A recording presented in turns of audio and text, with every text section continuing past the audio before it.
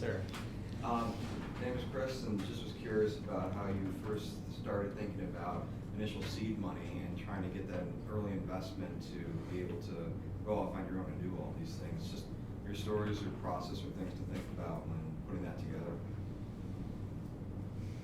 I didn't have any investment money, so it took me $15,000 to start this business. And that was part of what appealed to me about massage, because it doesn't require big investment. You know, you buy some tables and hire some people, and the lease I had was very cheap, the very first one I got. So that enabled me to kind of bootstrap it.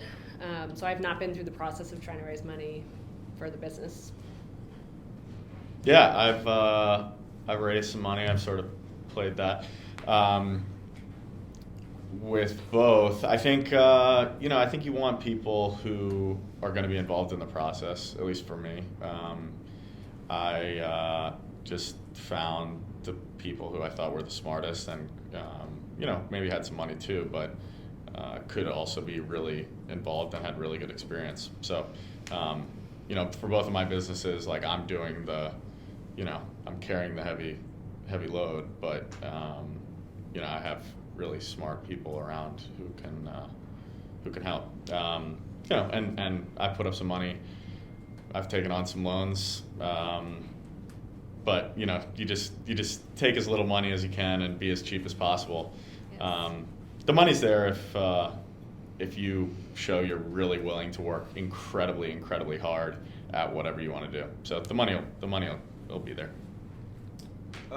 We bootstrapped it as well. So Dan and I both put in like $20,000 to buy camera gear and traded our services for office space. And we lined up probably like 6 clients, including 6 clients, and then some initial funding to do the film before we started. And we got them to pay us like half of all that up front. So it was actually relatively low risk once we did that. And today it's just been what we've generated investing back into it and stuff like that. So we never have taken an equity stake. At some point, I think if we want to grow to a media outlet, we'll do that. But one thing that was crucial to that was being single, and not having a family. And we run across a lot. I don't know about y'all, but like a lot of filmmakers or video producers that work for an organization that are like, man, I wish I had done what you guys did, but now I've got a wife and 2 kids, and I just can't take the risk. So it actually is it's a real thing. Like if you want to do this, you should probably, if you got an idea, you should probably go for it now before it's too late.